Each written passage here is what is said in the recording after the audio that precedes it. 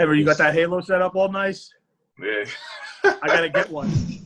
Yeah, man, my place doesn't have the best lighting, man, so I gotta make sure. That Halo will probably like help with my complexion and like my fucking like wrinkles and shit. It will, man. You guys, both of you guys got the iPhone 11, right? Yeah, I don't know what the fuck I have. I think so.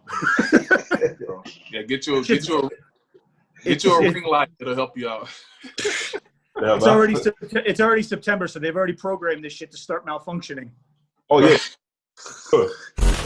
Yeah. I'm already having issues with mine. My shit's been fucking up ever since a new one's coming out. Every year, August, September, my shit starts fucking up. That's the scheme. I should have stayed loyal like I did. I still got iPhone 8. Oh yeah. Man, the earlier iPhones didn't have as many problems as the new ones. Yeah. I actually still have my old one, and this one has no glitches. This one is glitching, so it's crazy, right? It's crazy. All right, let me do I'm about to go buy a 5. Old school. Let me do my little intro. What's up, guys? Welcome to another episode of Real Muscle Podcast with my co-host, IFBB Pro Henry Jack. What's up, Henry? What up? Today we have a very special guest who happens to be Henry's coach. It happens to coach like everybody I train with for some reason. I don't know how that happens, but we got Phil Viz. Good, Phil. Oh, what's going on, guys? Happy to be here. The funny part is I've been knowing about Phil for I guess as long as I've been like competing, right? But I never actually knew much about him as a person. I just know all his clients. I'm like, okay, this guy works for Phil. You know what I'm saying? But I never actually found out about who he is, where he's from, like how did he get into this. I never really, found out about that. So first of all, what's up, Phil? How you been doing? I'm doing pretty good. My gym's open finally back again. Getting some consistency in, it really, really helps. I feel like a lot of people were stressed the fuck out when they didn't have a gym, and there was no way to get their stress out, and is really affecting a lot of people. So I feel like a lot of people are calming down now. Gyms are open. I know you guys probably had your gyms a lot sooner than we did. We just got ours on Monday from New York. Jersey still doesn't have their gyms. Mm-hmm. So, I mean, some of these governors suck, but it is what it is. And thankfully back in the gym, things are getting back to normal. And, we're just doing what we can do, focusing on the end of the year shows and then getting focused on 2021. Dope. So I actually just found out that me and you have the same sponsor that you're with. Yeah, I actually just signed with HD today. Wow. I had been friends with Dorian, for a little while, and I knew about his supplement line.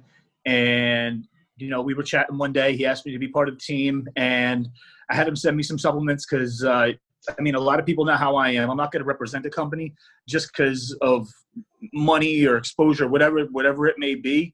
Nobody's buying me unless I believe in the brand. So I wanted to try the stuff out, see how I liked it. I looked at the ingredients. I looked at the combinations they have. There's other things that they're coming out with that I'm sure you're aware of. I'm not sure if we're allowed to announce it yet, but a lot of cool stuff and a lot of intelligently designed products that work very, very effectively. So I was very happy with that. So with that in mind, I was willing to work with the company. I had been asked by, a good handful of other companies previously in the past, but I either didn't want to commit to a brand, or I didn't like their products, or I didn't believe in their integrity. Like, all these things are very, very important to me. So a brand really has to have all of that for me to be associated with them. And I'm sure you're familiar with a lot about the products and the brand and who runs it. And they have very, very high integrity. And like we were talking about earlier, it just seems like Canadians are nicer. Yeah. I don't know. I don't know what it is. I don't know what it is. They have more respect. They're more like caring. They actually care about you, right? It's not just business. Absolutely. And they want to do the right thing. Like the side of the shaker bottles even says integrity on it. Like that's one of my favorite words. Exactly. Mm-hmm. So like I just believe that integrity has to come first and business will follow. Exactly. See, the good thing about somebody like you is that you can literally make what as much money as you want because I'm sure you have like unlimited client lists. Like whoever wants to work with you, if you was to take everybody, you can have hundreds of clients if you wanted to. So like the income is not an issue for you, right? So you make good money. See, that's another thing. I do pretty well as a coach, and I have an app launching in another month or so. Depending on whether I'm going to be able to film in the gyms or not and get the content right, but I'm holding off on that until I have that set right. So no, it's really not about just money for me. It's about being associated with an up and coming brand that has great aspirations, strong integrity. That Dorian says this to me all the time. I'm sure you hear it too. He wants to make a positive impact on the industry, and business will follow. But right now what he's doing is, he's investing in a lot of solid athletes, helping people further their careers and just making a lot of the right moves. And the supplement line that he's releasing, and I think it's 2 weeks, I guess I'll just go ahead and say it, is going to be geared towards health, which I'm enormous on. I'm very big on health supplements. Henry knows. In my programs, you got a list a mile long of shit that I want you to take to make sure you stay healthy, make sure you stay functioning, and live a long life and have a long career. So these are all things that I feel are very, very important. I'm sure you would agree. And I will say one thing I'll say is, like we were talking about, the money aspect. That's a good place to be in, like, because a lot of bodybuilders, they're kind of pressed for money. It's an expensive sport. So a lot of guys go into companies they don't even really believe in. They don't even take the supplements or anything. So I've seen that so many times. Right. So, that says a lot, like, you go in with that company because not like you did it for the money. So now, how many times have you seen somebody doing what they're supposed to be doing, posting their content, selling the product, and then the company drops them and all of a sudden they're bad-mouthing the company? Bad-mouthing why? I thought you believed in the products. That says bad shit about you, not about the company. Or every year with a new supplement company, it's like, hey, this is the best stuff ever, every year, right? This is the best every month. So some people, like, it feels like it's every week. I'm like, holy shit, like, how much companies can you get? You know what I'm saying? Like, they just company. I'm like, I didn't even know there was that much companies available. Like, what is going on? The problem with the companies now is the integrity is not very high. In the U.S., there's not a lot of laws and regulations that say what you can or cannot do in products, and there's not harsh penalties if it doesn't match the label claim. Whereas, like in Canada and the U.K., like you go to jail if you don't match the label claim. That doesn't happen in the U.S. So you've got companies, I'm not going to name specific companies, that have a different formula for UK and Canada and countries that have regulations than what they have in the U.S. Now, why would you do that? Simply because they're underdosing the shit in the United States because they know they can't get in trouble for it. See? Your fat burner just has rice powder in it. And you think Man, I used to work for a company that we used to just load fucking like caffeine and shit in, and then it was all bullshit. Yeah. And then we would spike other products. Like, it's crazy. Listen, I helped build a company over. I mean, I'm not going to say I was like an executive in the company, but I was with the company and played a lot of roles from the time we started from the beginning. And I've seen a lot of shady shit that can be done in this industry and totally get away with it. Wow. That's wild. But now I guess to switch gears, it's kind of negative, but I mean, I feel like we kind of have to talk about it. Yesterday I was in the gym working out, and then my friend texted me. He's like, "Did you hear the news?" And I remember the same thing happened with Kobe. I'm thinking, like, I really don't want to know what you're talking about, but I'm gonna find out anyway. So I was like, "What happened, bro?" And then he was like, Chadwick Boseman passed away from cancer. Apparently, he's been battling cancer for 4 years, I believe.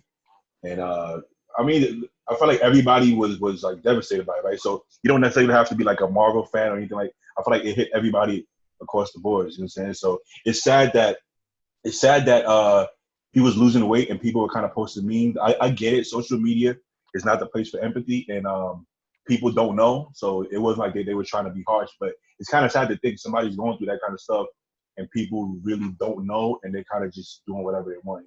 How do you guys, feel about that?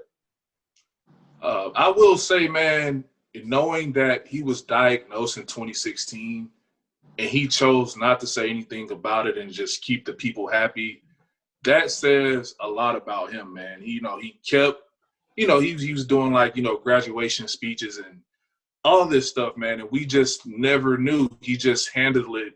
He handled it so well. And like, he just kept pushing forward. He just, seemed like he just had the mindset where like, hey, if I get through this, I can add this to my testimony. But, I'm going to keep doing my thing because I know, things aren't guaranteed. And for him to shoot, during that time, he shot Black Panther, Infinity Wars, the Five Bloods, 21 Bridges. It's just like you would have never known, man. So it says a lot about him. I'll say that. It really does. And the fact that when people were making these memes and talking shit, that he just kept his mouth shut for the sake of his own peace and for the sake of his family just shows how strong a character he had, because he didn't let it get to him. He didn't let it bother him. He could have easily come out and said, well, look, this is my issue, and made everybody feel like assholes. But he ignored it, and because he knew that if he announced it, there'd be like people be like going crazy. And he'd be in the spotlight, his family, people would be asking questions, bothering everybody. And he just decided that his last few years are going to be peaceful with himself and his family. And he wasn't going to let it get to him. And like you said, he filmed all those movies while he's had colon cancer for 4 years. And he toughed it out. He didn't make excuses. He did an absolutely amazing job in the roles that he played. And this bothered me a little bit more than a lot of people. Henry knows I'm a gigantic Marvel fan. Like, I'm like batshit crazy about Marvel.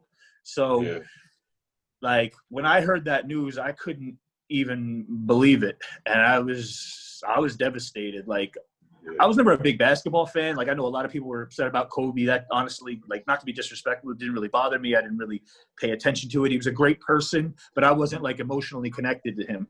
Yeah. But like Black Panther, Infinity Wars, Endgame, like I watched these movies like hundreds of times. And like I'm a real big Marvel fan, and I was a very big Black Panther fan. And I just, it really sucked to get the news, and I don't know where they're going to go with this role because it's such an iconic role. Like, they want to do a Black Panther 2, but how do you replace Chadwick Boseman? How do you do that? Like, no one's going to be able to do that. Like, if they do it, it's going to be less of a movie because it's just you're not going to be able to fill his role. I agree. Honestly, like, they might have to just drop it all together, which sucks big time. But they might have to just drop that role because I don't think they can, because it's such an iconic role that they have to continue with it. It's part of the Marvel universe. It's always been part of the Marvel universe. It has a very strong representative property of other world issues and such, which is what Stan Lee meant it for. And I think that role has to continue. You can't just discontinue it. Yeah, man. 2020 has been like. It has been the craziest year so far that we've had, at least in our lifetime, right? 2020 is crazy, but speaking of 2020 and all the craziness, how has like COVID affected you, your business, your family? Do you know anybody personally who had it, or has it not affected you, at all? Honestly, it's kind of up and down. I know a ton of people who had it and didn't even know they had it because the side effects were so mild. One of my friends who's a well-known coach, I think he lost taste in his mouth for 3 days and got tired and slept for 3 days, and that was it. Mm-hmm. And so a lot of people aren't getting extreme side effects. However, I do have one client that's been sick for 2 weeks.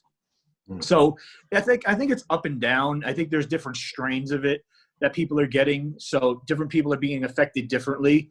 One thing that I will say is the reason I probably know a lot of people that got it but didn't have side effects is because they're all in the fitness industry. We're all healthy people. We all have strong immune systems, whereas the at-risk population are the smokers, the obesity, things like that.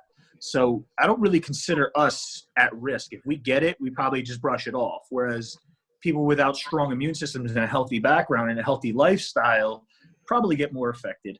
Now, as far as business, like I said, it delayed my app. My app was supposed to launch back in May or June, but I wasn't able to get the content that I wanted, and I'm not going to rush it. I'm not going to just push that out there to try to just make money. I'm not going to put something out there like we talked about with HD, with integrity. I'm not going to put something out there unless I feel it's worth it to people, and they're getting the value. So I've been holding off on that. Business is pretty much back to normal. I usually always have a pretty high demand. I slowed down on intake because if people didn't have gyms, I'm not going to take your money, and we can delay that. But other than that, I think the stress is the biggest thing right now. I hate the way that the world is fighting against each other, specifically in the United States. Everybody's killing each other. Everybody's fighting. Race relations are bad. Politics are terrible. And just basically everybody hates each other. And I really can't stand that. I wish we could go back to being peaceful or progress to being more peaceful. Yeah.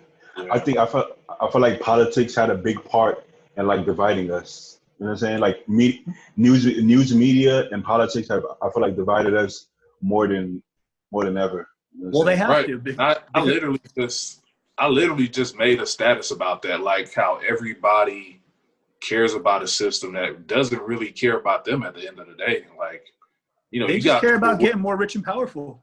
Right. You got people willing to fight and kill over like which side they want to represent. And I don't know, man, it's just insane to me, man. It's crazy that people are that brainwashed that, you can't have a difference in decision making for people to, I don't know, man. It's a lot I can put to it, but I don't like getting political. Yeah, no, you don't. But it's all divide and conquer. It's exactly what it is. Because united, they wouldn't have a chance against us. Exactly. Right. Exactly. And one thing I do love about, I guess I come from a sports background, so it's kind of like a sports thing, but even more so in bodybuilding, like we don't like race isn't a big deal to us as much. Like we kind of just do our thing. Like the most racial we get is like, hey, you have bigger calves because you're white or because you're Asian, or or well, you have a smaller waist because you're black. That's as racial as we get. Like we really don't. we couldn't care less. Like, I think we're fortunate to be a part of an industry like that, and I think that a lot of sports are actually like that. So I think sports are actually a way to avoid the racial divide and avoid all of the politics and all of the fighting, because you don't really get that in sports. The best man wins. The best man always gets it, and that's undeniable. So it's good or not. It's the way it should be. Yeah, exactly. Like I feel like in the gym, like you see everybody training together, everybody getting money. Like we really don't care. We don't even care if you're physique. Like I feel like we care more about what division you compete in than race. I know, right? We sometimes we'll make fun of physique competitors or bikini or whatnot. So it's funny that you said that. I think we're more judgmental about what division you're in. Exactly. Right. Yeah. That's funny, man. We're mainly concerned about the physique, man. If you walk in the gym, you see a guy that looks respectable with his physique. Like you're going to approach him whether he's black, white, Asian, or whatever, right? So that, like you said, that's the beauty of it. It's kind of like you go into the world and it's all this chaos, and you go into the gym, you go into bodybuilding, and like it doesn't matter anymore. So, I mean, look at Hadi. Hadi won what the fans, the people's champ. And we're at war with them. Exactly. He don't even speak English. The guy doesn't speak English. We're literally at war with them, and everybody loves him because he looks great. We don't care. We don't. He has a unibrow. We don't care. He has a unibrow. Nah, dude. From everybody I've ever talked to that's met him said he's the most welcoming, nice, genuine, humble person you'll ever meet. Yeah. And that just goes to show that you can't judge people from their background or where they're from or their religion or anything like that, because everybody's an individual. Everybody's different, and you're never going to have a standard across the board based on any of that.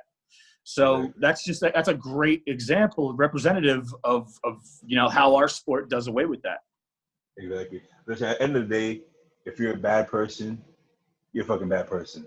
Nobody likes you. Like, if I see bad, it's bad. If I see good, it's good. I think we got to figure out a way to kind of just like get along. I know it's easier said than done, but we're in 2020. Like, I feel like we should be so ahead of that kind of way of thinking that, you know what I'm saying? That should be left. You would hope, right? You would think so, but it doesn't seem to work out that way. Like, let's not get too political, but before we get too much yeah, I think people want to hear more. I think people want to hear more about bodybuilding than our political stances. Exactly. But before we switch topics, how do you think about how the government handled COVID? You feel like it was warranted or it was overkill? I feel like the fact that we got Republicans and Democrats fighting with each other so much that nobody's able to fix anything. Because when one side tries to do one thing, the other side tries to stop them. And no matter what anybody does, the other side's trying to spin a bad light on it. So I don't think any progress can be made with both sides. And I don't even honestly like the political system. Why do you need Republicans and Democrats? Why don't you just have individuals who have certain beliefs? Yeah, and man, I've always said that it's just like, instead of it being Democrat versus Republican, let's say if you do have a Democrat Republican system, right? I don't think one or the other should be head of office. I think they should be coincided, because you can't have one without the other. So, you know, I don't know, man. It's just, at the end of the day, everybody's on the same team. Like, you got to think this system has been in place for hundreds of years now. Like, I mean, we've been going off the same system for hundreds of years. Like, systems get outdated, right? You got to upgrade with the times.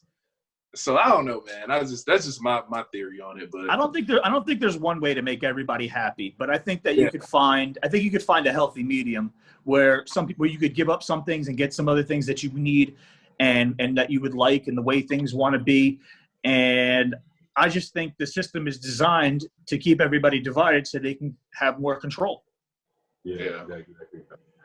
I've been seeing, I know I said this was the last political thing, but I've been seeing people that they kind of want like a borderline, like a Marxist government. And I'm like, listen, I plan on making some money. I need to make some money. I don't want to be limited in how much money I can make. You know, get out of here. Get out of here with that. I don't know about all that. You know, I never believed in that. That's very much a liberal thing, where they feel like they're entitled to part of somebody else's money just because they were born. And the way I was raised, you're not entitled to shit that you don't earn. So if you don't earn it, I always say, like, I was broke as shit, fucking sleeping on a mattress in the middle of a floor when I was 30. I had no money. Some nights I couldn't eat dinner. And I never once thought, hey, somebody should help me or give me money. I said, now how can I fucking do this? Get off my fucking ass and fix it. And I was in the process of doing so. But never once did I think that anybody owed me anything, or I'm entitled to anything, or somebody should help me. Absolutely not. Bro, I've had nights where I was so broke, I would cry at night. Like, I wouldn't let anybody see me, but I'd be like, woof, I don't know how I'm going to make it. I've been there. I've been there. You know what I'm saying? But, like, there's always the flip side, and I feel like this year has probably been my best year, even with COVID. You know what I'm saying? So it's like, there's always good and bad. Like, you can't expect somebody to work hard and then not have, you know, things. You know what I'm saying? You know, I feel like the world is going to, like, regulate itself. If you bust your ass, you're going to make it, you know, pretty big. It might seem like sometimes you're like on like a hamster wheel and you're just going, but eventually you're gonna get some good breaks. Like luck finds you when you're actually working hard, though. That's true. People call, what do they say? The lazy call luck when preparation meets opportunity. Exactly. So it's all bullshit, you know. Instead of looking for a handout, keep working. And I've seen this written online, and this is true in my experience. You could grind for 10 years, and then just one day, life changes. It doesn't happen gradually. It happens all at once. And I think also, man, like, this is where social media comes in, because everybody looks like they're doing well on social media, right?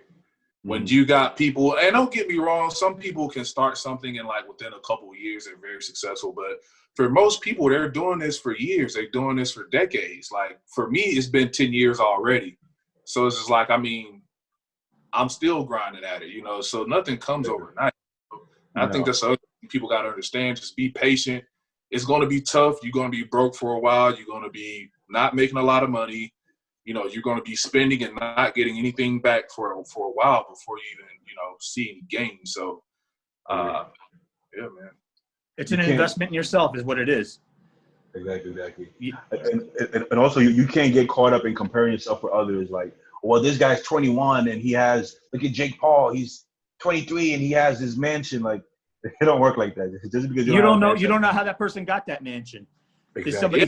Did somebody hand them money? Did they have a nice break? Did they have some friend that got them this great job? Did somebody give them a great stock market tip?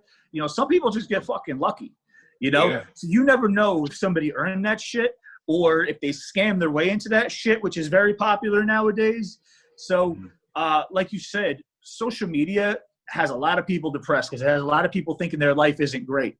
You know, I was actually one of them years ago, you know, looking at social media. It's like, damn, why is everybody else doing so fucking good? And they never look like they're upset. Well, no one's going to fucking post when they're upset usually. And no one's going to say, hey, I'm fighting with my wife or my girlfriend cheated on me or I lost my job. They don't post that shit on social media. It's a highlight reel. So you end up thinking that there's something wrong with you.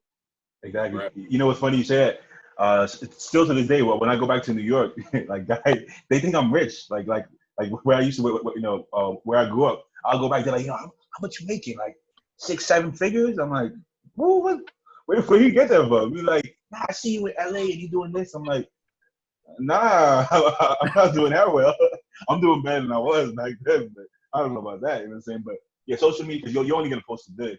You look good, you know. But when your car is clean and you got a new wrap on it and it's shiny and you got the new camera, and yeah, that's what you're gonna post. You know what I'm saying? But let's switch gears and talk bodybuilding. Right? Finally, after like 50 minutes. So I know you guys seen the Tampa Pro, or at least seen pictures and stuff, and it was basically being hyped up as Ian and Hunter's show. And honestly, I guess let me get you guys' opinion, but before I give my own opinion, what do you guys make of winner, second, third, or all the way down to fifth? Well, I'll let Henry go first. I was at the show. I have my own opinion. Oh, okay. Yeah, from what I saw, man, I will say, like, the closer it got to the show, I think it was like a week out, and Hunter posted his pictures, and I was just like, he's winning the show. Like, you know, it's like, I know, you know, Ian's got the most competition history, and like he's very confident going into the show. But once I saw it, I was like, you know, they're about the same size, about the same weight. Hunter just has better looking muscle and better shape. So I just, you know, it was a no-brainer. But as far as placing at Tampa, I honestly thought Hunter should have been first. Dwayne should have been second. And Ian would have been third. The other guys, I can't really remember how they look compared to the top three. But yeah, that's how I had them placing, man, because Dwayne came out of nowhere. He was crazy conditioned. He looked good. He looked good. And he was 212 last year. Right. He was 212, so he made a huge jump to open. And yeah, man, that's what I thought about it. It was very entertaining. I was happy I was able to watch it, like live stream it. I'm glad they did that. But yeah, man, that's what I had with the placings. After I saw prejudging, that's how I had the placings in my head. So I want to say something. I want to say something about Ian real quick. Sorry. So okay, Ian came to Golds. You know what I'm saying? I seen him in person. I see his pictures. He reminds me of kind of like I want to say like a Dennis James almost. Like in the gym and in pictures, he looks super freaky, but it doesn't translate on stage as much as you would think it would. Like he looks like legit, like nuts, you know, all the way until like a week out, even in the pictures sometimes. You know what I'm saying? So, yeah. But on stage, maybe he doesn't have like a stage look. I don't know what it is, but sorry to cut you off. I think it's the posing, honestly. Just posing. Yeah. The tan wasn't good neither. Well, yeah. I mean, as far as comparing Ian to Ian this year to last year, I can't really make any assumptions because I don't know exactly what was done in his prep, but it looked like to me he over dieted a little bit and lost some muscle, and when he did that, his metabolism kind of slowed down, and he wasn't as hard as he was last year either. So I do know that he's with a new coach, and his new coach is a really, really, really smart guy. He's a very good coach. So they're probably just figuring Ian's body out for the first time, and once they do, they're going to bring a much better package. You know, you guys know how it is. When you work with a new client, when you work with somebody new, it takes time. Not everybody's going to nail it the first time out. And a lot of people are quick to criticize either the athlete or the coach for not showing up at their best.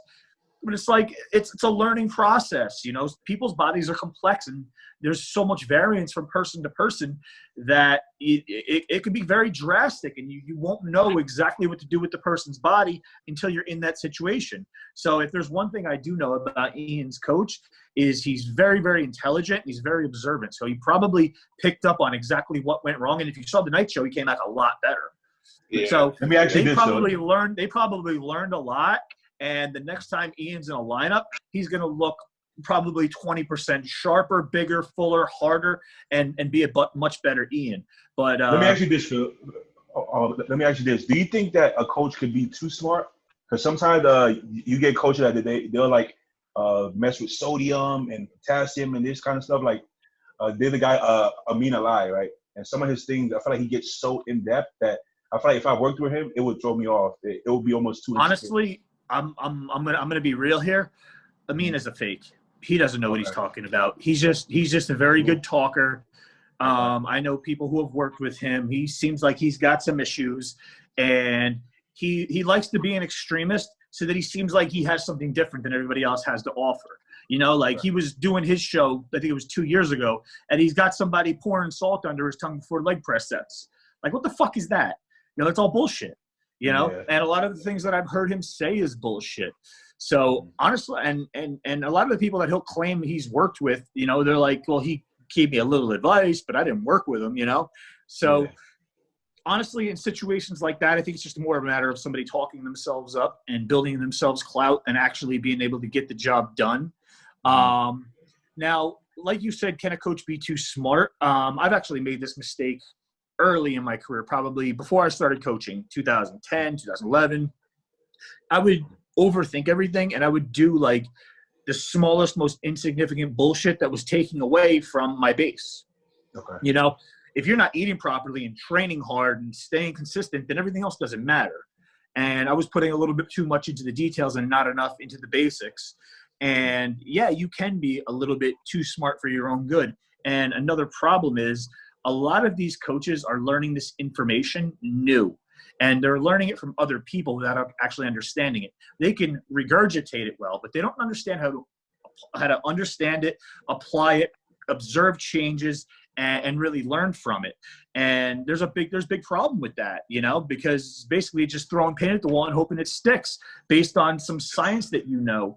And I'll be the first one to say, just because it makes sense on paper doesn't always mean that it holds true. So a lot of these guys are doing crazy fucking shit, and it doesn't make a difference, or it's wrong, or they're not considering the right variables, and they're just making it too hard. The more educated I've gotten, the more simple I've gotten with my approach. And I still throw in tricks. I still have my methods that nobody else does. And every coach is going to have that. You know, they're going to have their little tricks, their little preferences, certain things that they do that probably not a lot of other people know about that work. But for the most part, I focus on you staying consistent, you training your ass off. I have my clients. I'm one of the few coaches who have all my clients send me workout videos because I want to make sure that I see what you're doing in the gym. Because if that's not done right, it doesn't matter what the fuck you eat or take, you know? Exactly. Yeah. And I'll say this, because a lot of people come to me and they think like Phil is complicated, like, you know, he's a scientific guru.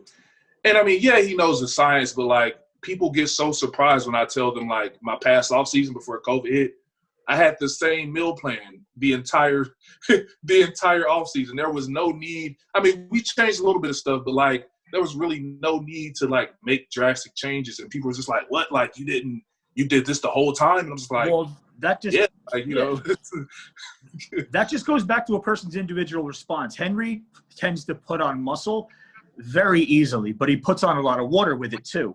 And he can gain some body fat. So initially what happens is when I give him a base diet plan, he'll shoot right up to 305, and it won't be the prettiest 305. But I leave the food there because as he builds muscle, his basal metabolic rate starts increasing, and you see the composition shift. So he'll stay at 305, 310 for like 4, 5, 6 months, but it becomes a better and better and better 305. And that's another problem with coaches. A lot of them try to entertain their clients. So they make changes every week. Like, why the fuck are you changing things every week? You're not even going to know how they're responding to anything, and you're never going to learn shit about their body. They have to be consistent for a period of time, especially off season, for you to have any idea of what's going on. So I think a lot of coaches just make too many changes in the programs simply because they want to entertain the client. They want to retain the client. And I'll never do anything to entertain my clients. You have to trust me. You have to follow what I say and just execute. And that's it. And trust that it's going to turn out the right way. And that's going to be it. I'm not going to coddle. I'm not going to give unnecessary compliments. Sometimes I don't even give warranted compliments. And I'm always going to pick apart your weaknesses. And that's just the way it's going to be. But like Henry said, yes, I have a lot going on up here when I'm considering things, but that's not my job to confuse you. You go to the doctor, and the doctor checks you out and diagnoses you with something. There's a lot of information up here, but they make it simple for you, and that's my job. Let me do all the hard thinking because it's not hard for me, and I give you something very, very comprehensive that you can follow easily. And if you have questions, I can answer them, but I'm not going to confuse you and give you all these different things to think about because most bodybuilders are crazy overthinkers and complicate shit for themselves as it is. 100%, 100%. But we kind of went off on a tangent, but let's go back to Ian. We were talking about the Tampa Pro and Ian and Hunter or whatever. So okay, so yeah. What do you think about Hunter? How do you feel Ian looked? How do you feel? Well, I was probably 10 feet, 10, 15, 20 feet from the stage. So I had a pretty good look at what went on. And it was pretty clear that Hunter won the show. He was the best combination of size, fullness, aesthetics, and condition. Like Henry said, I thought Dwayne belonged in second. It was pretty clear of that, just from everybody in the room. And honestly, I feel that if Ron Gordon was on, he would have been third. But which one was Ron? He was the super big round one. Yeah, Henry competed against him at USA in 2018. Oh, okay. Ron got fourth, right? Ron ended up in fourth. But fourth. I think he could have been third behind Dwayne if he had nailed his condition. He looked huge. He looked huge and round. Yeah. He's gigantic, and he's very, very round and full, and he's got some amazing body parts, quads, biceps, shoulders. He just really needs to put it together, and he's going to be really fucking dangerous. I know he's a very hard worker. He's very intelligent. What's that? I say the thing I commend him on because a year before he was like 11th at Tampa. Yeah. So he went from like 11 to 4th, which is like, that's a big improvement. It's a big improvement, and he wasn't even 100% when he placed 4th. Yeah. So once he's on, man, I mean, even when I competed with him at USA's, it was really close between us. I mean, I edged him out, I think, because I had a little bit more size. I mean, but everything else would be pretty more even. But I already knew, man, like, because his off season was crazy. I think he was like 300 plus in his off season, so I already knew he was going to bring it to Tampa pretty good. So that was one of the most badass top 2 super heavyweights at USA I think I've ever seen. Yeah. Because you guys both have top Olympian potential, and you ended up in the same pro qualifier. Right. It's very rare that you get somebody that's that good and you walk backstage and then there's also somebody else that's that good. You're just like, what the fuck? Then the other thing that's crazy is, like, I think Ron is 6 foot. I'm a couple inches taller than him. So, like, also there's 2 tall bodybuilders. That's rare in itself, and I think bodybuilding is getting a little taller. I think that it used to average 5'8", and now it's starting to shift. I think in the next 10 years, it's going to end up averaging 5'9", 5'10". And maybe even a little higher because there's a lot of tall guys. You got Steve Kuplo, 6 foot. Juan Morel's 5'11". You got Quentin Regan, 6 foot. Quentin Araya, like 6'1", 6'2", maybe. Who knows? Yeah, I think he's 6'1". You got there's just a lot of really good tall guys, and the thing is, when you get a really good tall guy that's complete, so usually the only reason a little guy is going to beat a big guy is because he's incomplete. Mm-hmm. But when you get a tall guy that's complete, the short guy really can't beat him. And when you get a lineup that's averaging, say, 6 foot and you're 5'8", I don't care how good you are, you can't beat a tall lineup because you look like the odd man out. Yeah. Right. That's why I forget what show it was that Cedric beat Hadi. He literally beat him because he was taller and wider than him. But Hadi, I think Hadi was better as far as conditioning and all that and separation. But Cedric still beat him because he's like, it looks weird. It's like the 6'2" going against this guy who's like 5'6". So Cedric kind of. Yeah, I think he's 5'6". Yeah, so exactly. I think when you have a good balanced tall guy, he's gonna beat the short guy. But, yeah, almost always. To switch gears again, I want to know more about Phil personally. Like I said, I've always heard about you. My clients, my training partners seem to always work with you. I actually train with a guy, Luca. That he's a client too. Luca, he does like music, producer guy. That he's getting ready for a show this year. His last name is Milano, I believe. Yeah, yes. I actually posted him in my story yesterday. He said it was the first time he's ever seen his abs.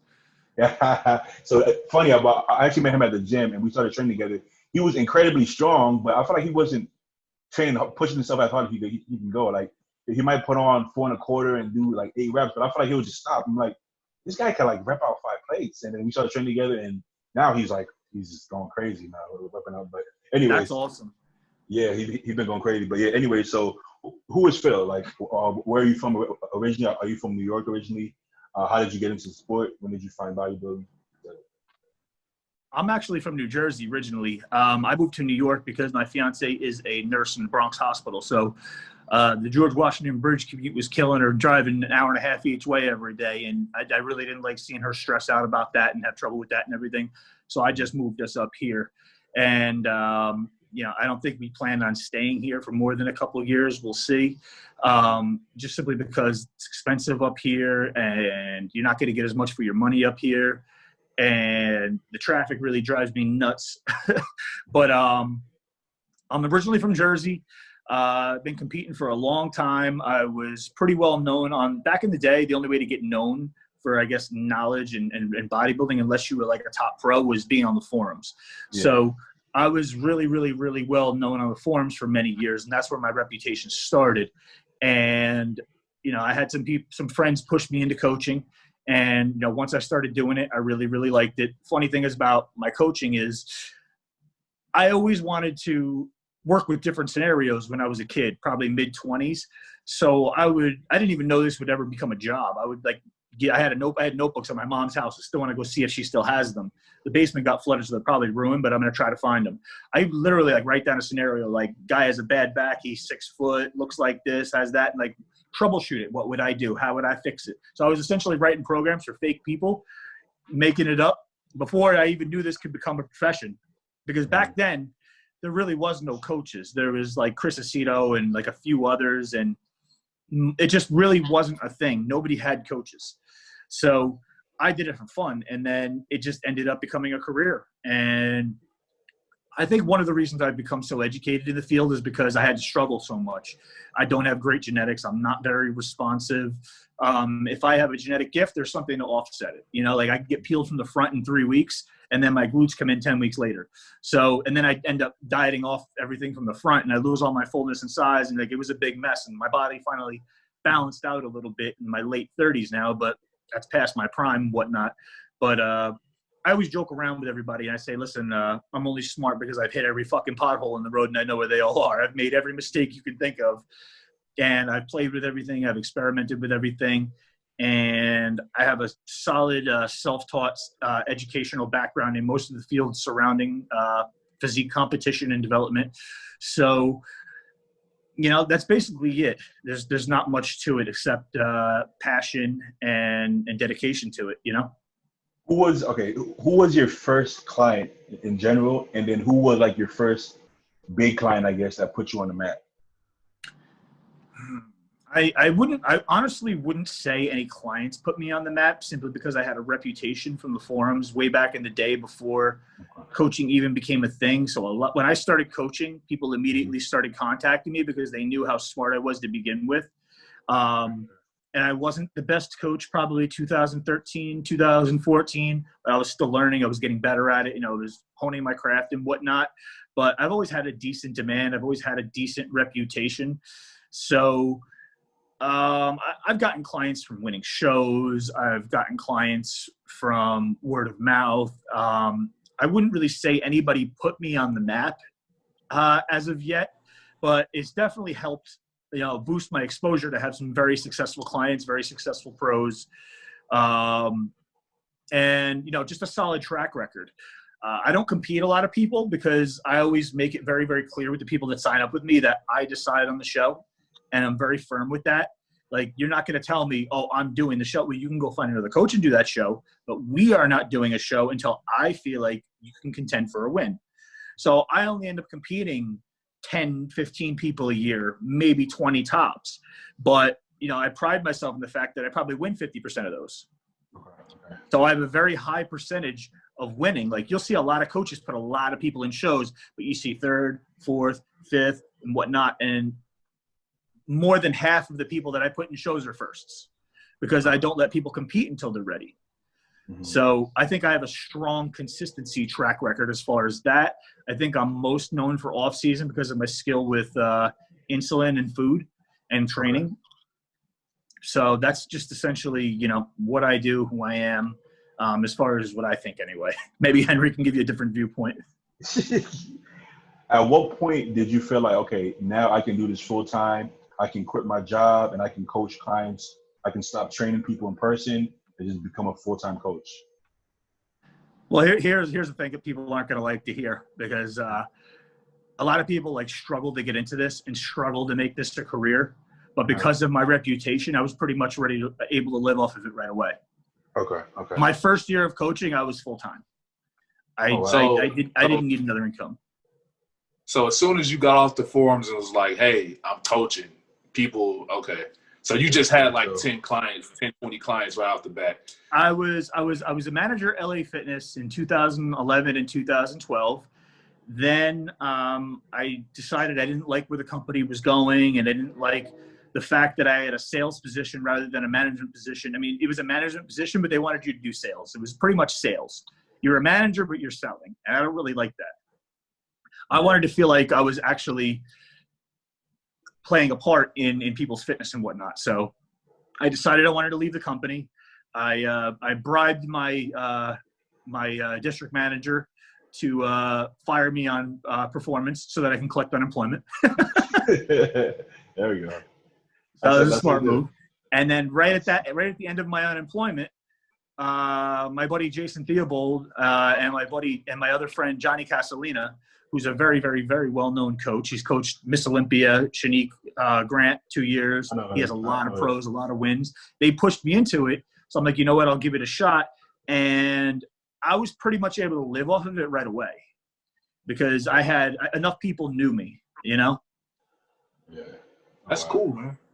So I'm actually trying to learn, trying to use it as an opportunity to learn myself. So what would be your advice for beginning or intermediate coaches as far as growing their resume and clientele? Don't coach people above your level. Okay. That's a big one that I see people doing is a lot of the coaches are not equipped to handle a lot of the people that they have, but they see somebody with a big name or great genetics and they see it as their opportunity to get exposure. And while I get it from a business sense, I don't get it from an integrity sense, because if you can't give that person what they need properly, then again, your integrity is in question because you're essentially using them and you can't do the job well. So I tell a lot of people, coach below your level, get experience and then build up.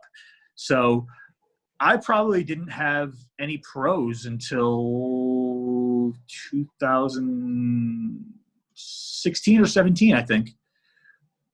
And even though I felt that I was equipped to handle them, I wasn't one of those guys who was vocal about it. You know, I would never go to somebody and be like, I can help. Like a lot of coaches that we know of, like they drop in people's DMs and inboxes and they start, you know, bribing them with GH and making them promises and doing whatever they can do to get these opportunities. And I was always of the feeling that when I deserve the opportunities, they're going to come to me, you know?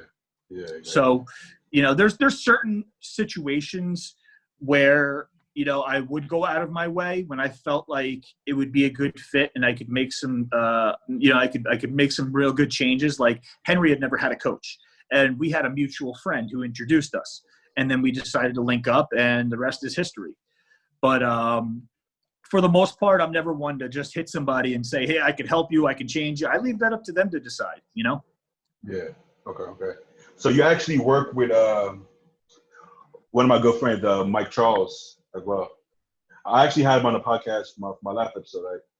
And he mentioned, I forgot what exactly we were talking about. He mentioned how your doses are a lot lower than some of the, without saying any names, some of the coaches he's worked with. The one that he was with last year. Yeah, no, I know who it is. And you know what's even funny is Mike Charles told me when he won the Eastern 2 years ago, and he told me he's like, I used the peak that you and I used the year before for that show. I was like, oh well, yeah, that's good. What happened was me and Mike Charles competed in the East Coast in 2013, and I ended up winning the overall at that show. And he had won the novice overall, and he got second in the open in the light heavies. And I remember I'm a fairly good poser, so I have real good presentation. And my friends were all saying to me, they're like, there's somebody in the light heavies that poses like you. I'm like, get the fuck out of here. Because I'm cocky about my posing. So yeah. I'm like me, like quarter turns, like once they're like, no, he's good. So like, they're like, he has facial hair. So I'm like looking around trying to figure out who it is. I couldn't figure it out. So then right when we're standing like on the side of the stage and everything, he asked me, he goes, do you coach? I was like, yeah. I was like, that's what I do for a living. He's like, would you help me out? So I was like, yeah, sure. So he ended up doing the Eastern the week after that show. I ended up going on to Nationals, and he ended up placing, I think, like 15th. Okay. And 2 years later, he ends up third at Nationals. Wow. So in 2 years working with me and Mike Charles went from 10th or 15th, something like that, at the Eastern to third at Nationals. So that's a pretty big improvement. You know? That's huge. Uh-huh. We parted ways for about a year or so. He wanted to try something different that, you know, I think clearly didn't end up working out well. And, you know, hit me up and said, you know, maybe one day we'll work together again. And, you know, we had some open dialogue. I said, listen, you know, I'm open-minded to it if you want to do it. And he's like, yeah, let's do it. He's like, let's finish what we started, you know? So he trains his ass off, and he's actually one of the people I got to pull back because he'll get hurt. He trains crazy. I'll tell you, I actually want to get like a trainer session in with him because like the way he trained is exactly how I like to train as well. And Henry as well trains the same way, but pretty much balls to the wall, sets to failure. The way Henry trains is so astonishing compared to what people are used to seeing, because his form is so tight. It almost looks like he's not trying. Yeah, but how could you not be trying with 455-pound barbell rows? Yeah. You know, or repping out 455 on bench. I will say too, like sometimes I'll go back and look at my lifts. I'm like, man, it looked like I could have got 2 more, but I know in the moment I couldn't have got 2 more. Yeah, you know, because I mean, since I started lifting in high school, like I've always been big on form. I really don't know like where I got that from, but one thing I always did, even when I really didn't know what I'm doing, I never broke form on any lift. So part of the reason why I've never had any major injuries either. So I don't know, man. It's just something that always stuck with me. And the more people I lifted with, they were like, man, I could see like how you probably got your size. Like even when I was natural, right? There's like, man, your form is just like perfect on everything. So I don't know, man. That's just something I always been ingrained mentally in me. Like even when it starts to hurt really bad, you know, just keep the form tight, you know. So it takes a certain amount of focus and determination not break form when it gets hard, because your body naturally wants to shift into a range of motion that makes it easier. And it's very easy for people to do that. When you see a lot of the pec tears on flat bench, it's not because their form was bad from the beginning. They had their elbows slightly below shoulder level, driving. And then what happens? As soon as they start to fail, mechanical advantage. That elbow shifts up, boom, pec tear. Every time there's a pec tear, watch that elbow drop shoot up. And it takes a certain amount of just being absolutely stubborn and determined to not break your form. Actually, it's funny. Mike Charles used to say to me, he's like, it's so fucking hard to tell when to spot you because your first rep looks like your last rep. So like,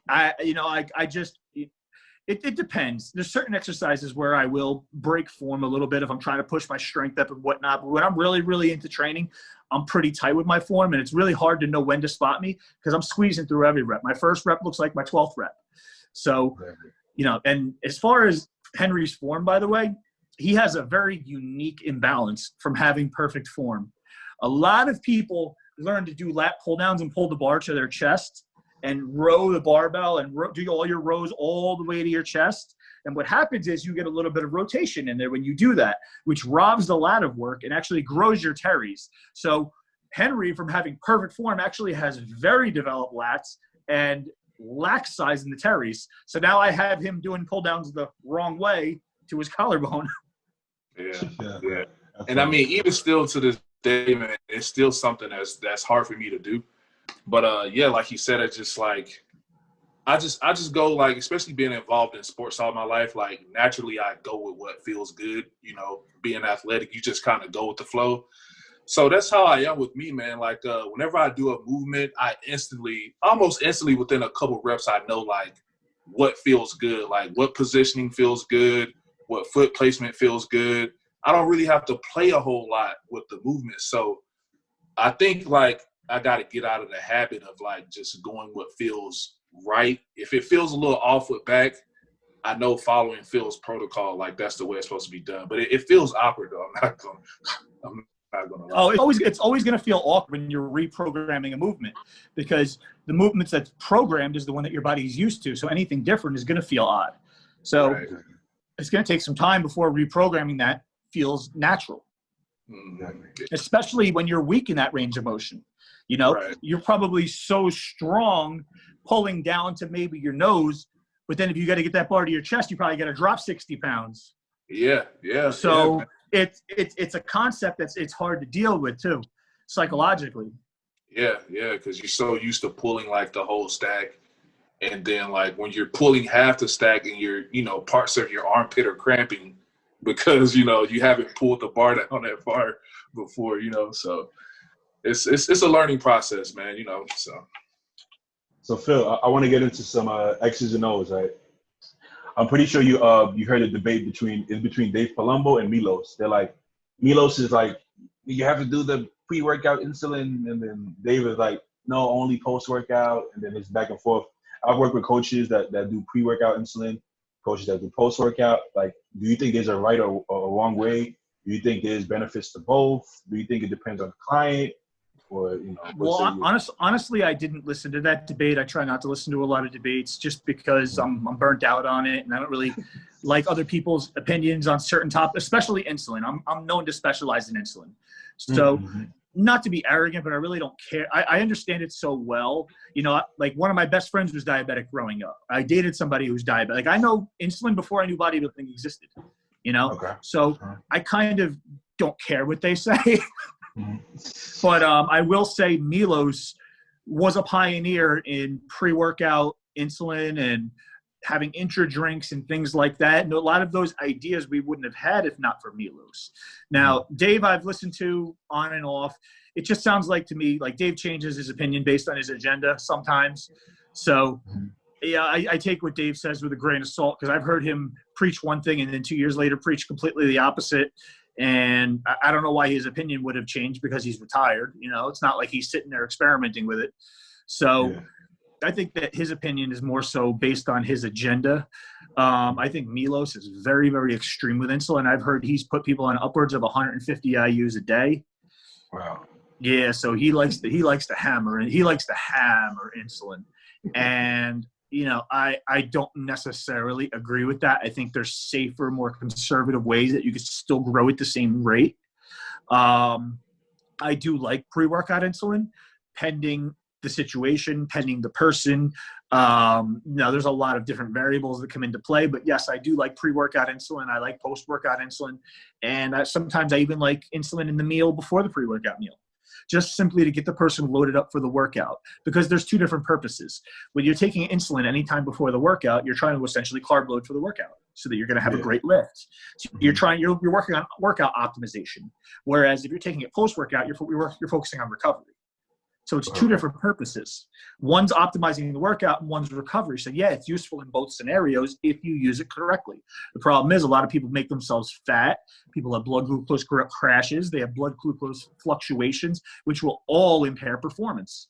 So I feel like a lot of people don't know how to time the insulin with the food, with the workout. They don't warm up properly. Like Henry knows, if I give somebody pre-workout insulin, I essentially want you warming up for 15, 20 minutes pre-workout. I want you just shuttling everything into the muscle and don't tax it at all. And you'll literally feel the muscle pump up and inflate. And you'll have a better workout and you'll be stronger because more intracellular water is going to give the muscle more leverage. So if you do it properly, you're instantly in 10, 15 minutes going to increase your strength output, increase your volume capabilities, and you're going to stretch the fascial tissue out more with a better pump. You're going to get better metabolic response, more byproduct, more growth factor response from that. And it's just going to be a lot better situation if you do it correctly. I see a lot of people do dumb shit. Like they'll take 10 IUs of insulin and they're doing their first working set in 5 minutes. Well, your nervous system just shifted and now you don't have proper nutrient uptake. So your blood glucose is crashing and your body's going up and down. You're all erratic and you just fucked up your performance. You didn't help it. Yeah, exactly. So what's funny?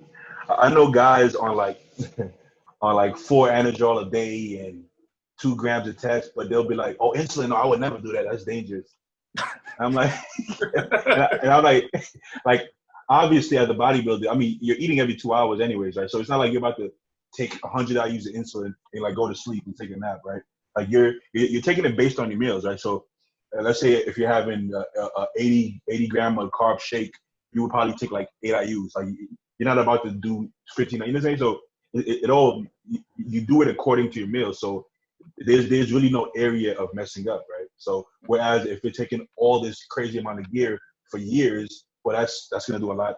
It's going to do damage to your health, right? So it's like people are kind of like, they don't really get how things work, Well, first of all, you just said something that was very, very correct as far as matching insulin to your meals. I'm telling you, over 50% of people match their food to their insulin. They do it the other way. They're like, I want to take 10 IUs of insulin, so how much should I eat? And that's not how it fucking works.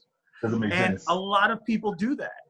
Mm-hmm. And, I've made this analogy now probably 1,000 times, and I'll make it again. Like you said with the health, and people aren't worried about what it does to them. Bodybuilders are the only stupid meatheads in the world who it doesn't make sense to until you put it in like terms. Like I'll say to somebody, would you race me for pink slips if part of your engine was broken? They're like, of course not. My car won't go as fast. The fuck do you think your body's going to do if part of your fucking body's not working? Your body, your machinery, your organs, your growth response, all of it is still produced by your body.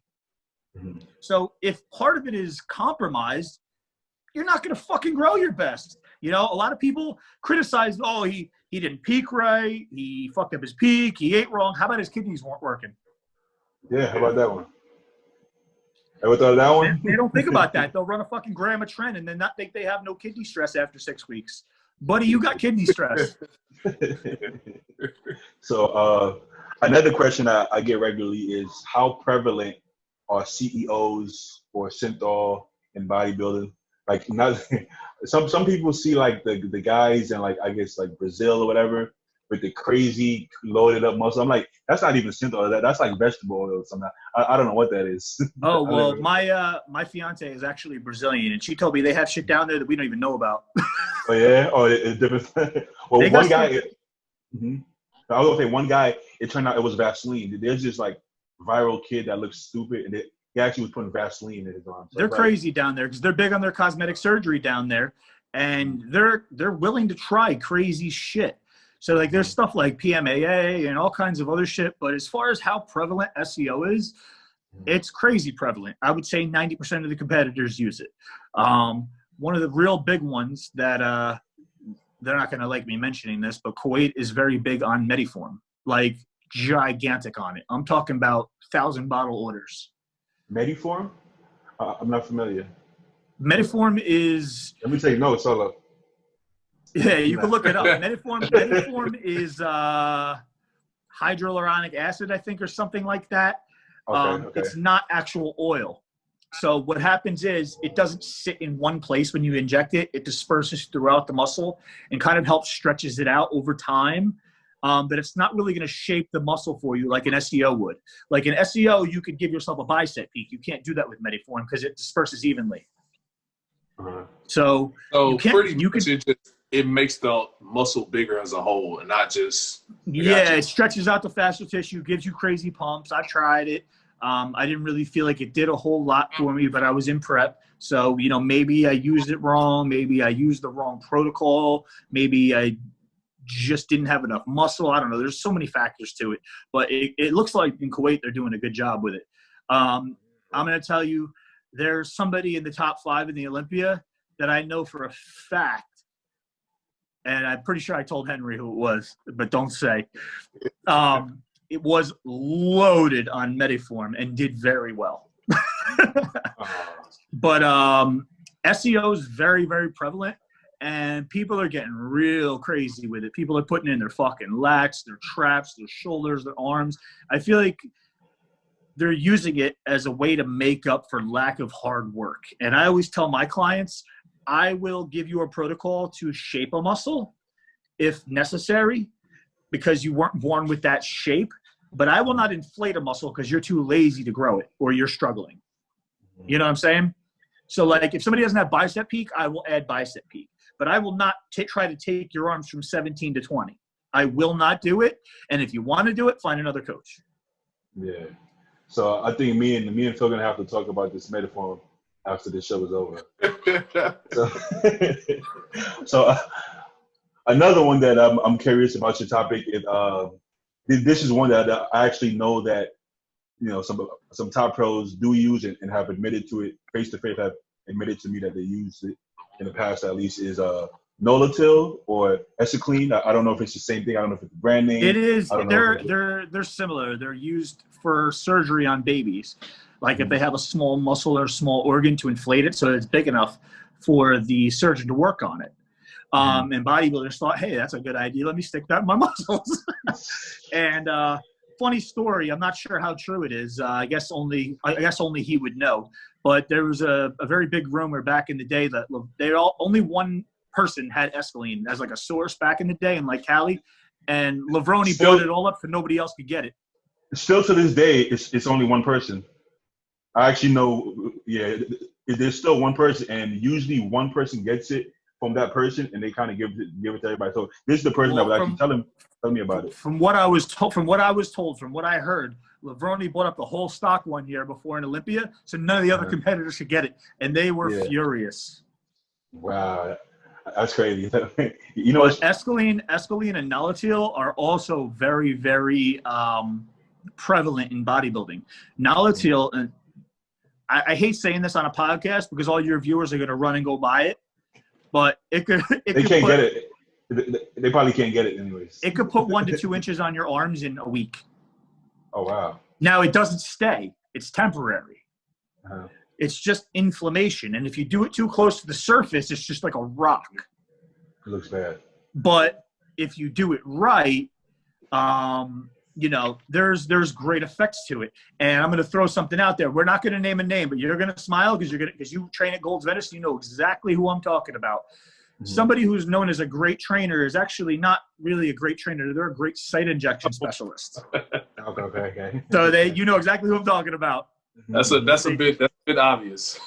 Yeah. So they take them in the back room and inject the right muscles the right way, and then that's why they're never training very heavy, and that's how they bring up body parts. But there's somebody there that's, if you see him at a show, you know why he's at the show. Okay. I see. That's funny. But yeah, it's funny because I actually had this conversation with guys that goes, and so and us talking to each other, we realized it's the same person. There's literally this one person. Like this person has different ways of like contacting people or talking to people, but it's still that one person. I'm like, wow. So for all these years, just one person who can get this. This is crazy. You know what I'm saying? But yeah, so hey man, you know, sometimes that's what you got to do. You got to be the plug, and that's how you build. That's how everybody flocks to you. If you're the only person with a particular product or a particular good, I mean, you know, if you eliminate your competition, yeah, you know, you gotta do. Listen, I remember when I met Henry, I asked him, I was like, bro, just between us, do you shoot your arms? And he's like, shoot my arms. What's that? Like, what's that? I don't know what that is. He had no idea. And I'm like, this motherfucker's 27 years old with 23-inch arms, and they're real. That's crazy. And, yeah. and he actually backed off his arms for a number of years. And then I just said to him last year, fuck it, let's make him freaky. And I keep fucking with him, sending him pictures of like Paul Gillette measuring at 26. I'm like, can you catch this? I think so. And I'll be honest with you guys. Like all the stuff y'all just mentioned about sighting, I don't know what any of that stuff is. I know you don't. It's crazy that you don't. You are the 1% in bodybuilding that doesn't use it. Yeah. I'm just like, what the heck is this Mediform? I don't know what that's why I've been quiet the past 2 minutes. Listen, I wouldn't even put SEO in Henry because it would ruin his shape. It's already so good. I wouldn't fuck with it. I agree. I mean, if you have 23-inch arms with that shape, it's like it's kind of pointless, you know. But if you guys see me at USA's, if you guys see me with 25-inch arms, you already know what happened. Hey, or one better for you. If you see me with over 20-inch calves, you know what's That's important, yeah. That's a big one. Okay, so I also want to cover this topic. You might laugh at it, or you might be like, "Oh, this is good," but I always get conflicting things about this. I want to talk about SARMs. Do you feel like it's all just BS, gray market that people want to promote to make some money, or do you feel like it has? I'm not big on most SARMs. I'm not even sure what's classified as a SARM, honestly, because I am a bang for your buck type of guy. You know, like people, you know, like generic GH, for example, which I hate. And I'll tell my clients, I'll rather you on no GH and save that money up to buy pharma than you then run generics. So you're not gonna like me then, like, I'm on a bunch. You're not gonna want to work with me because I'm on a bunch of generic stuff usually. Well, listen. Honestly, I'm pretty sure generics are GHRP, which do work. They just don't work like pharma works. Okay. You know, I'm not saying generics don't work at all. I'm saying it's not pharma GH.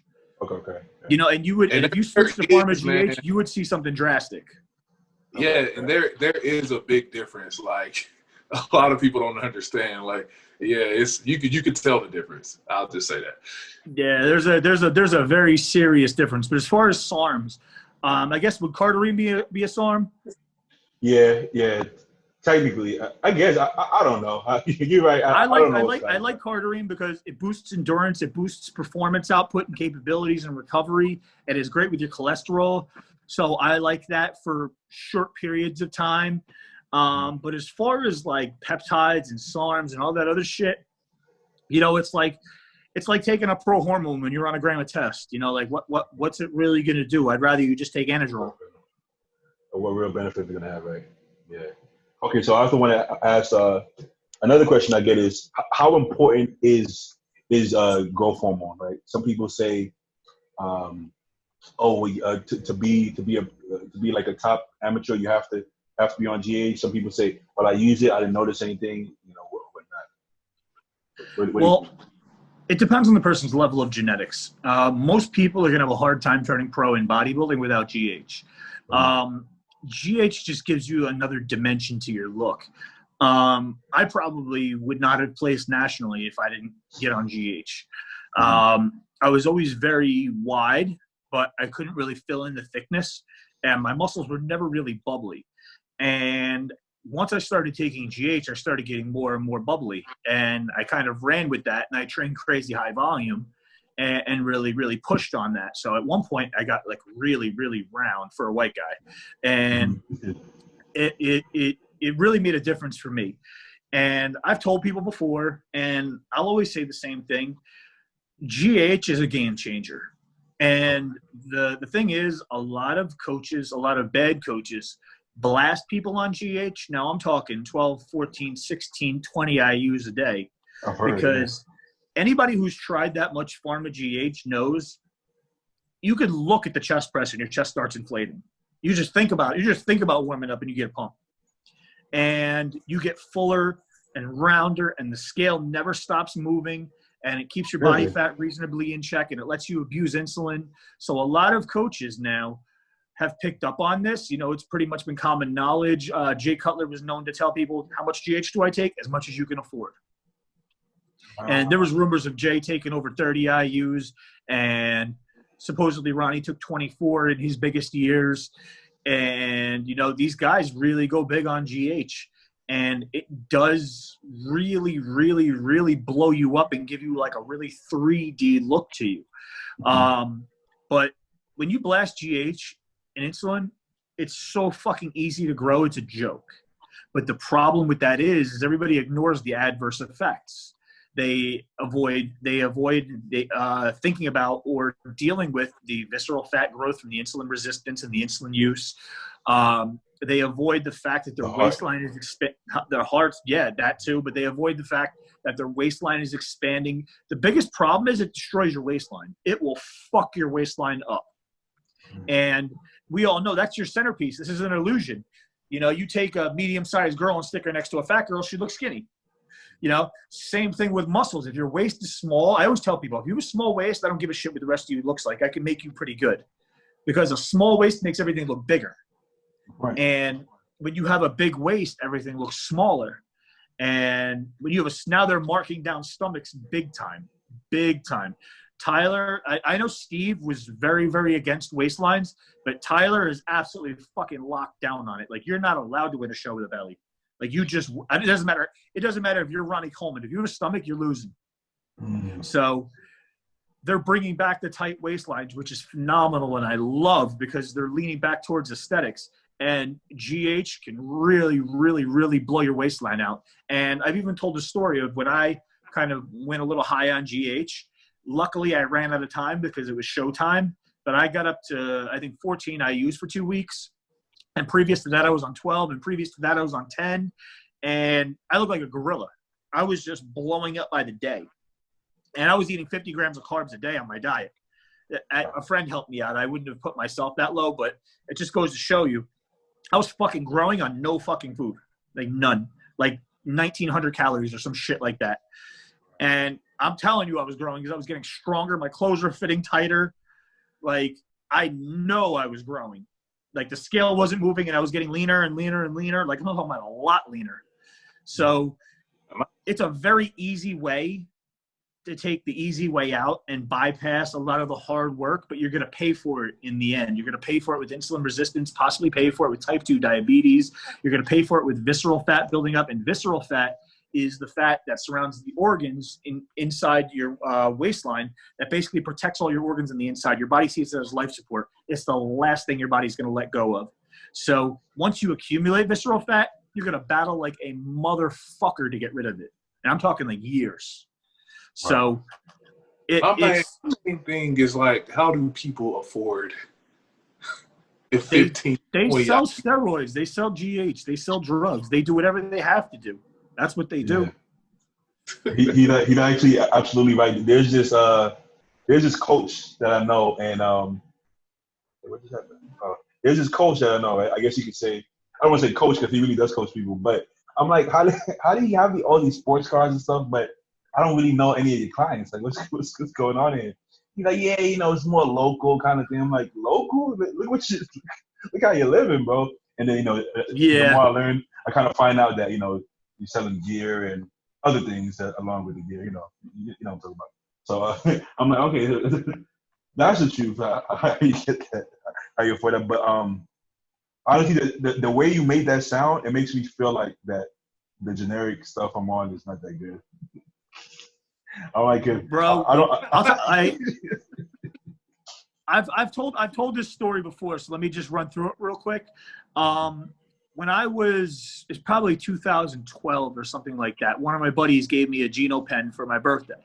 And I'd only used generics at that point. And I'm telling you, like, I've used 15 to 20. I used the generics, and I had no GH gun. So that right there tells me it's not GH. Okay.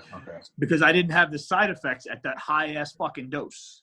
Yeah. You know, because generics are cheap. You could buy those for fucking $60 a box. You know, everybody watching this is going, what? Somebody charged me $300. But I ran it. I had very good effects, very noticeable as far as fullness and leanness and how I felt and how my skin looked. But I thought it was in my head. You know, I placebo, it was pharma grade. I was like, I'm broke. I think that usually it's broke people trying to convince themselves that the generics are just as good because they can't afford the pharma, so they want to believe in that. No, that was me. So I came off it, and then another time I tried it a little bit longer, and again I had those standout effects, like very, very distinct. And then I was like, you know what? Now it's in my head. The lab reports say this. The IGF levels test high. Everybody's got blood work. Everybody's got lab proof. Let me go back to my generics. And then I went back to my generics. Kind of felt like I got on fake gear. So then finally I gave in, ran GH for an entire prep, pharma GH, and total transformation. And everything was easier. So, and I will say, man, like when I did it, when I was able to do, you know, the pharma grade, and I think you had me do it like post-workout once for a little while, Phil, and like literally I'll be sitting in my car and like I feel like I'm blowing up. Like yes, I know the crazy feeling.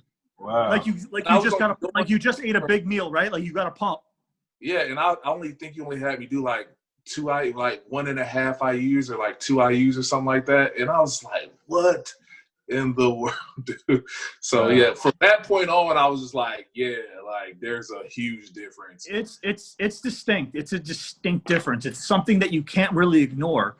And a lot of people that are proponents of generics, they just try to ignore it. You know, they don't want to acknowledge that, you know, it works so much better, and it's hard to deny. It really, really is. You know, when people listen, I don't give a fuck what lab work you show me or IGF-1 levels or motherfucker, I've used the best generics. I used the Ribtropins back then. I used Mexi's Green Tops. I used all the best generics. I'm telling you, it's not the same. It never will be the same. And like, it's funny how all these like forum kids think they're smarter than all the top bodybuilders. Like, there's a reason why every pro bodybuilder's on pharma GH. It's not because everybody else is stupid and you're smart. You know, you figured out something that nobody else did. It's because they've tried both. Every bodybuilder has tried both, and they felt the difference. Yeah. Me and Phil are gonna become best friends after this show. I got you. But Phil, yeah, I want to ask you about this because I've spoken to a few people, and some people have had some really shitty experiences with some pro bodybuilders, and I want to ask you, like, what's your worst experience and your best experience with like a top pro or somebody you look up to, or just a pro in general? Besides Henry, I know Henry was your worst experience.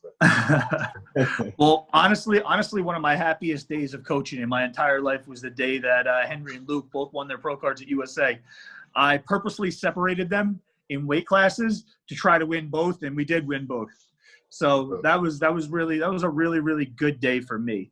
Now, as far as interactions with pros, I've never been somebody to like fanboy over a pro, you know? So it never really mattered to me, you know? Like, I could tell you, I talk to Flex Lewis all the time, and he's very, very positive and motivational and always encouraging.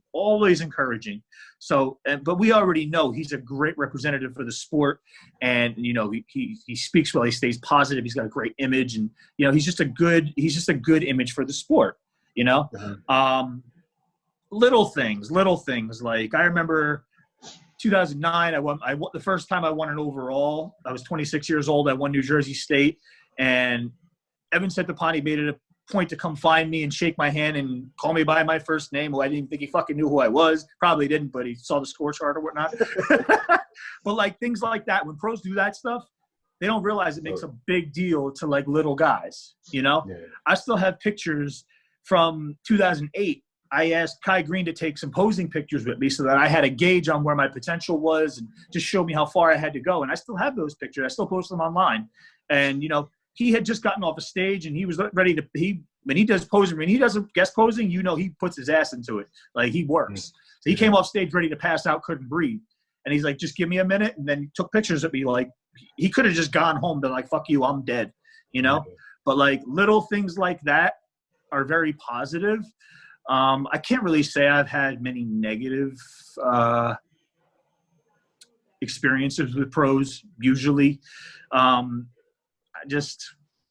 me, they're just competitors, you know? They're people just like everyone else. Exactly.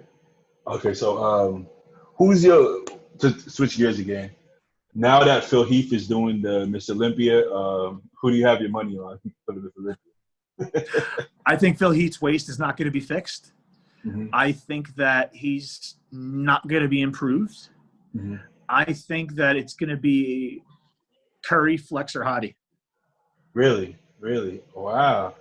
I think if they allowed Sean Roden to do it, he would win it.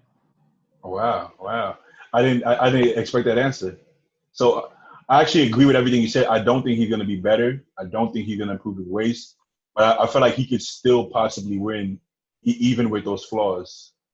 You know I think that he ruined his waistline with GH and insulin, honestly, because the first year his stomach was sticking out. He blamed it on a hernia.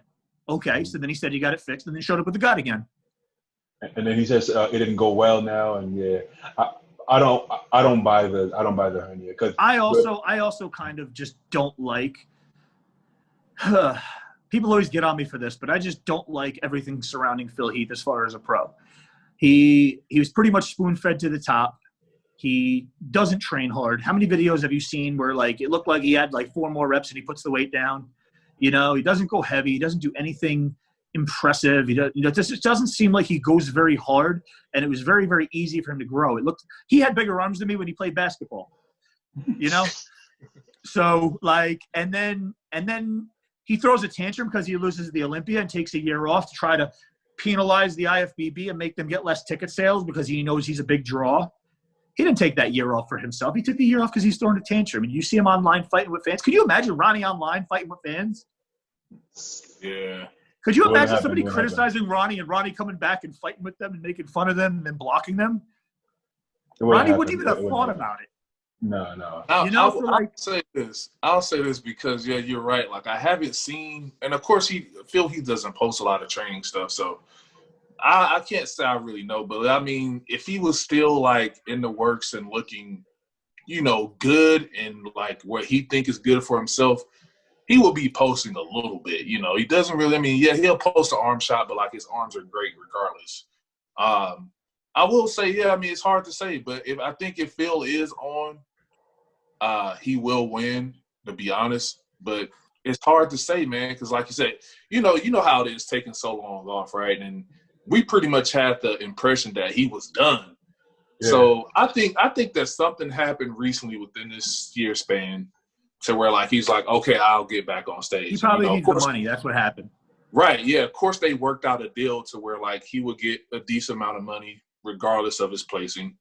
And yeah, man, I think if the fire's not there, I don't think he's gonna like really put it all in the prep anyway. And that's probably.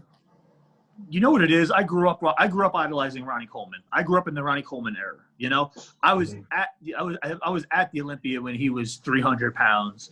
Like, he's a different person. You know, like people will argue. They're like, oh, well, Phil Heath doesn't train hard because he does only what he has to do, right? Well, Ronnie only did what he had to do, and then he stepped it the fuck up and showed up at 300 pounds. He left nothing. He left nothing on the table. He's like, all right, you want to make this close? Let's play. And he showed up next year like, yeah, fuck you. Yeah. Like, it ain't close. So, like, he was willing – he took his genetic gifts and he didn't rest on them. And I feel like Phil Heath did rest on them, you know? Yeah. And I feel like he could have been better if he was smarter about certain things. But you can't deny he's one of the best ever. You know, he has untouchable shape, incredible shoulders, arms, back. And you even have to give credit to the fact that his back was weak in his early years and he made it a strong point. You know, that doesn't happen very often. If somebody has a weak point, maybe they make it average, but they don't make it strong. No, so you have to give him credit on that. So he did do a lot of the things that he had to do. But I just feel like he went 85, 90% the whole way, you know, because he knew he could, you know, rather than just crushing everyone, you know? Yeah. So like Phil Heath, he should have never been close with Kai. That shouldn't have been close. And it was, because he allowed it to be close. Yeah. You know?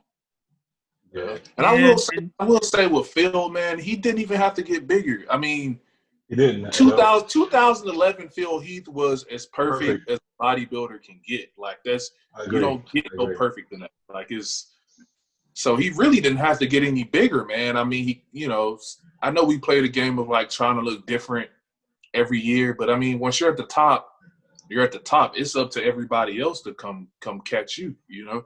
Agree, yeah. It's tough because he's narrow, so there's only so much you can do before you run out of room. Yeah. And his condition was always spot on. His separation was always spot on. But I don't really understand why he ruined his waistline, you know, and for nothing, because he didn't get any bigger. Yeah. You know? At least he didn't look bigger. He definitely didn't look bigger. If he did, Ronnie blew out his waist, but Ronnie put on 40 pounds. Yeah, exactly.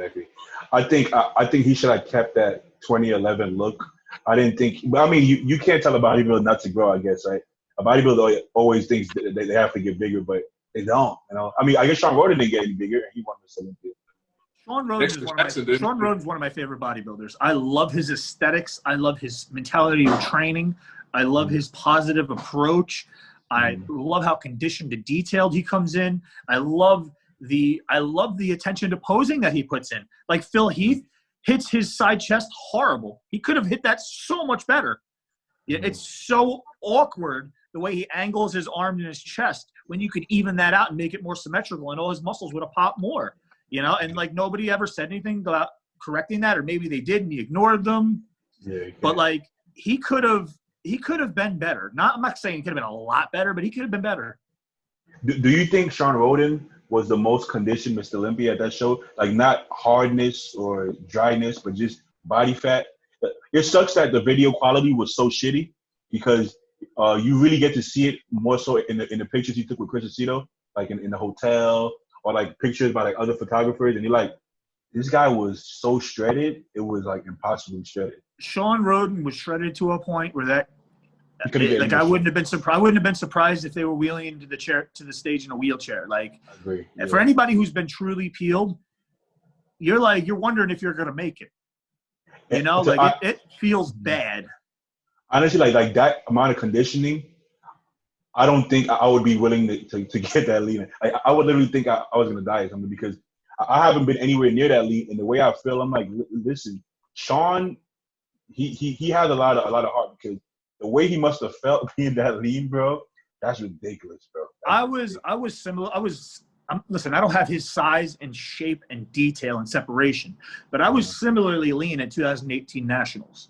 And it's funny, Sean Roden even messaged me. He's like, you were peeled out of your mind. Mm-hmm. And I remember the last 2 weeks just counting the hours to the show, like how much longer till I don't have to feel like this. Like I'm telling you, you pick up a 20-pound dumbbell to start doing bicep curls, and you're like, did I just pick up the 50s? Like, everything's heavier. Everything sucks. You're on the couch and you got to piss every 10 minutes, and you're like, God, do I really want to get up? It's like a 500-pound squat. And it fucking sucks. So it helps to have a support crew that can come with you, help you, maybe carry your stuff, do your tan, just little things that take a load off your back, you know? Yeah. But that's Roden, what I like. Roden My favorite part. Oh, go ahead. No, go ahead.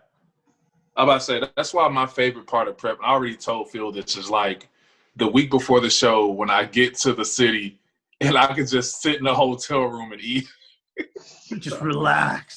Because, you know, most of my preps, I work all my preps, so like up until the week of the show.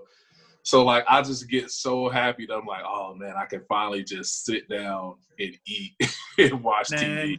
if we went over what Henry did for his 2018 prep for USA when he turned pro, 99.9% of competitors would not. I wouldn't have done it, and I've done some crazy shit. This motherfucker did 3 hours. He was so stressed out because he was working so much and not sleeping, and he was working 3 jobs in a 115-degree heat wave with no AC, and his body was so stressed out it wasn't responding. And I didn't even want to say it to him. And I'm like, bro, we gotta up this cardio again. I'm like, we gotta do something unconventional. And I like, to my surprise, Henry's like, let's do it. I'm like, that's it. I remember pulling up to the gym one of the times of the series I was doing the 3 days, the 3 cardio sessions a day. And in my head, like, I literally got like bubble guts and diarrhea. In my head, I'm like, Phil's gonna think I'm flaking on this session, right?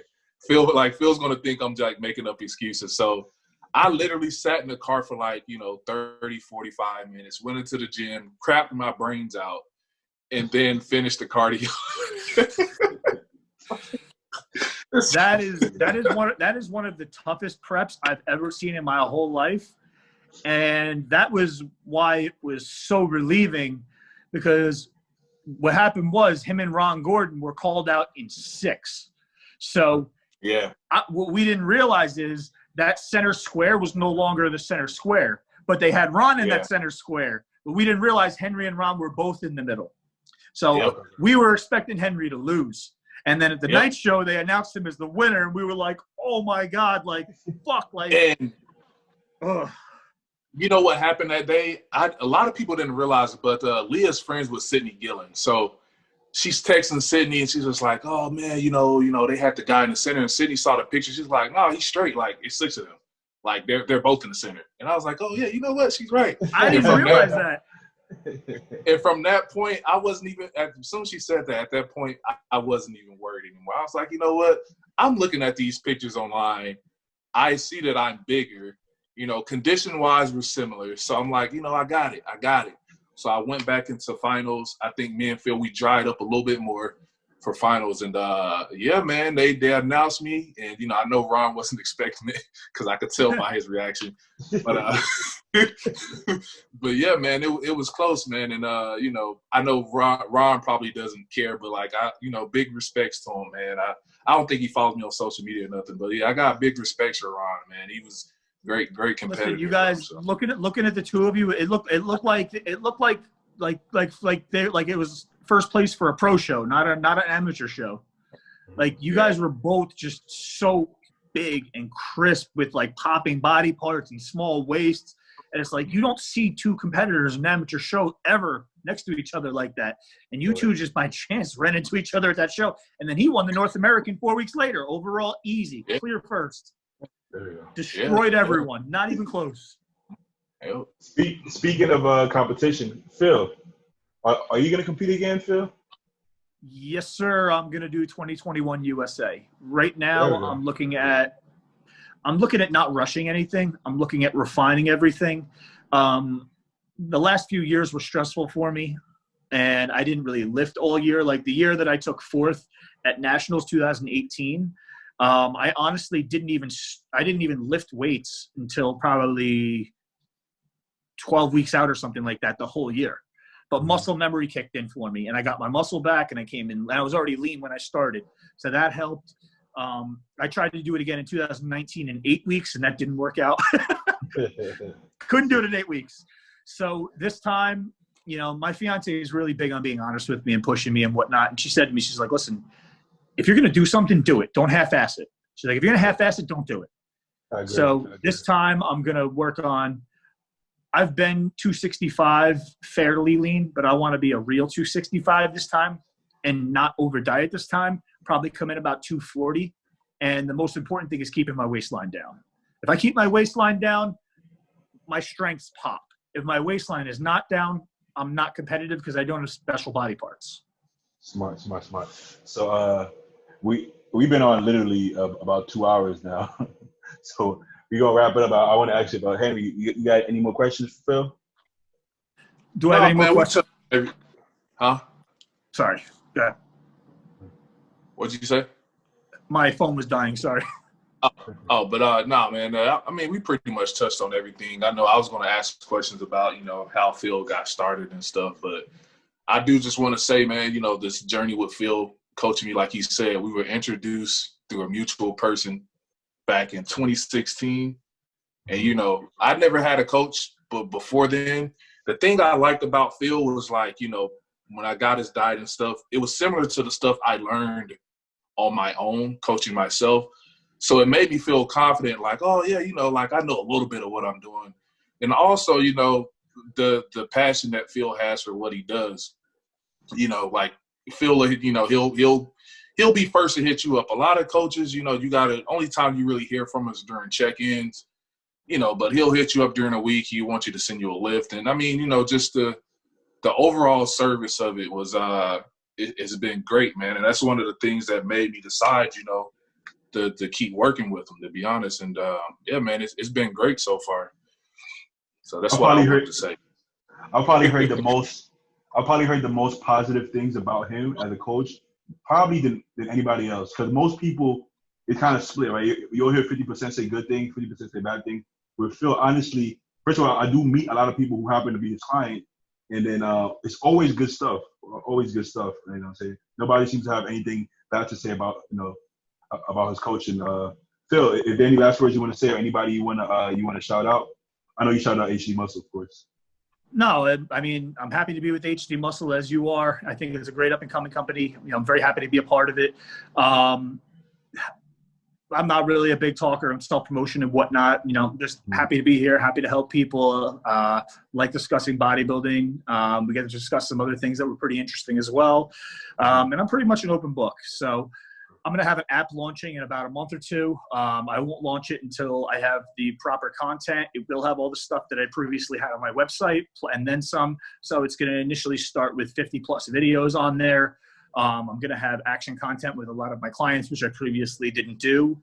I'm also going to be doing psychology sessions on there with my therapist. One of my clients is a psychologist.